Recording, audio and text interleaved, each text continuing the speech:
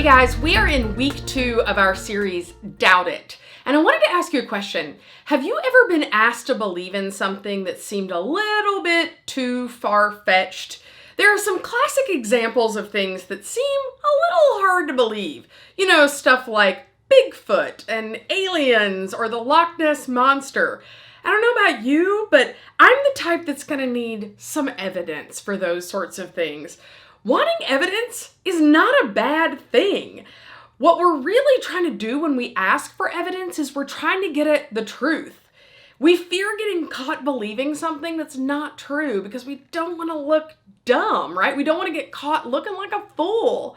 In nearly every aspect of our lives, investigating and fact-checking others' claims is not only reasonable, it is celebrated. But when it comes to our faith, asking for evidence, investigating, and fact-checking is sometimes looked down upon or shamed.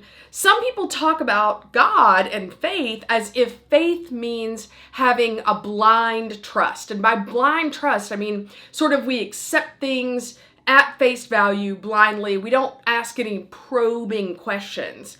But I disagree with that. I don't think that's what faith is. Having faith in God doesn't mean that we can't also want evidence that supports what we believe. So today, we're going to continue our conversation about doubts and about questions. You might remember that last week we talked about you're not alone in your questions. And so this week, we're going to talk more about our questions and how God responds when people ask for evidence before they choose to believe. So I want you to imagine how you might respond if you're one of Jesus's disciples and you have followed him, but then you've seen him die on the cross. Then imagine that some of the other disciples tell you, oh, he's not dead. We saw him. He's alive again. Now, maybe some of you would be like, awesome, cool. I thought Jesus was dead. Apparently he's not. Apparently he's alive again. But I think that more of us would probably be a little skeptical.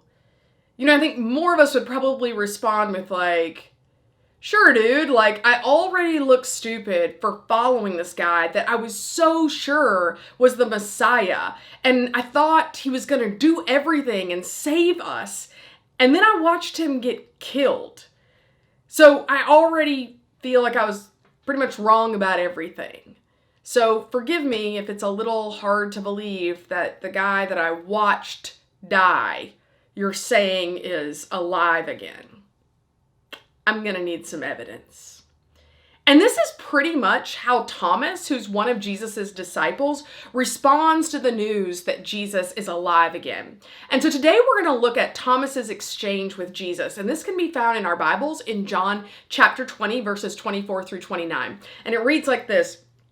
Now Thomas, also known as Didymus, one of the 12, was not with the other disciples when Jesus came. So the other disciples told him, "We have seen the Lord." And he said to them, "Unless I see the nail marks on his hands and put my finger where the nails were and put my hand in his side, I will not believe." A week later, his disciples were in the house again and Thomas was with them. Though the doors were locked, Jesus came and stood among them and said, "Peace be with you." And he said to Thomas, "Put your finger here. See my hands. Reach out your hand and put it into my side. Stop doubting and believe." Thomas said to him, "My Lord and my God." Then Jesus told him, "Because you have seen me, you have believed. Blessed are those who have not seen and yet have believed." So what happens here is Jesus shows up to all the disciples except for Thomas. We don't know what's going on, but for some reason, Thomas, when Jesus first appears to the disciples, Thomas isn't there. So when the other disciples tell Thomas, hey, Jesus is back from the dead, he's skeptical because why wouldn't he be, right? Wouldn't we all be skeptical? I definitely would be because, you know, typically dead people stay dead. That's my experience with death. Notice what Thomas says. He says he'll only believe if he sees Jesus, but not just sees him, but if he can also put his finger in Jesus's hand and feel those wounds, and also to feel them in Jesus's side. He wants to know that this is the same Jesus that he watched die. He needs to put his hands in the wounds in Jesus's flesh, which, is a little gross, but okay, Thomas, I get it. You want the evidence. So then look at what happens. Jesus appears to all of the disciples, this time including Thomas. And I want you to think about that exchange that Jesus had with Thomas. Did Jesus get angry at Thomas for not having more faith? No. Did Jesus punish Thomas for not believing the news immediately, like you should have known when it was first said? No, Jesus doesn't do that. Does Jesus shame Thomas for having doubts and for having questions? No. Did Jesus do what Thomas had asked? Yes. He showed Thomas his scars and let him touch them. And I'm sure Thomas wasn't the only disciple who needed evidence to believe in Jesus' resurrection, but he's the only disciple that we know asked for it so directly.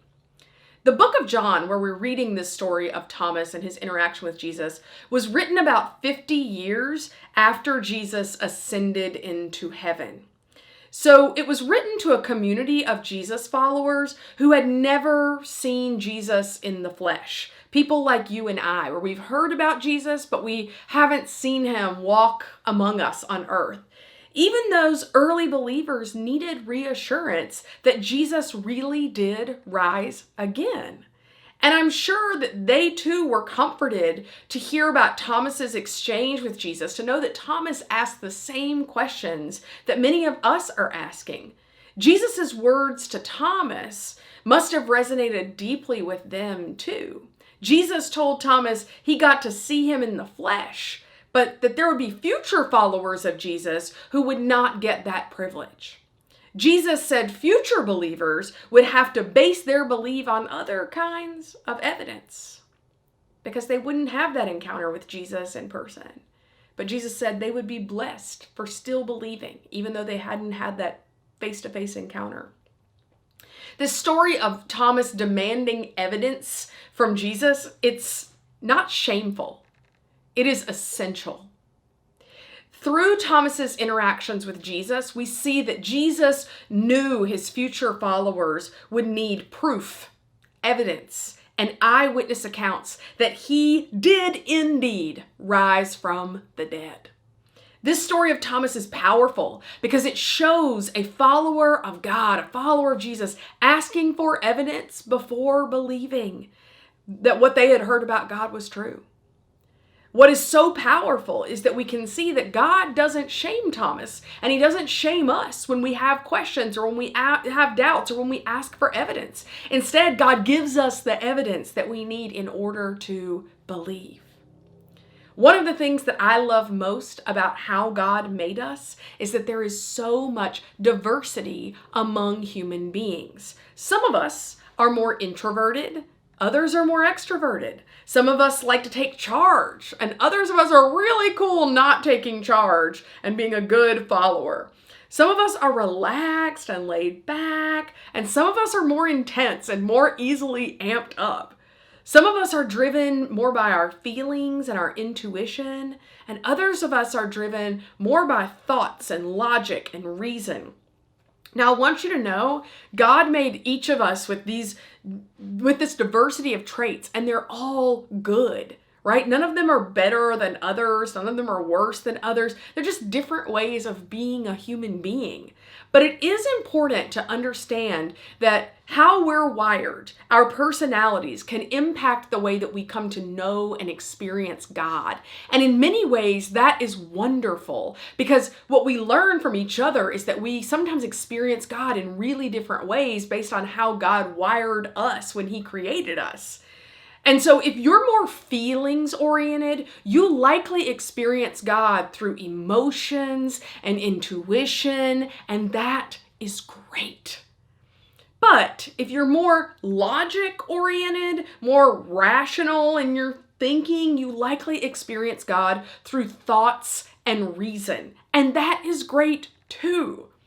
If I had to guess, my guess is that Thomas was probably a more logic-oriented person. He needed hard evidence in order to believe, and God was okay with that. Of course he was okay with that. God designed and built and created Thomas to be exactly who he is. And so he probably anticipated those questions.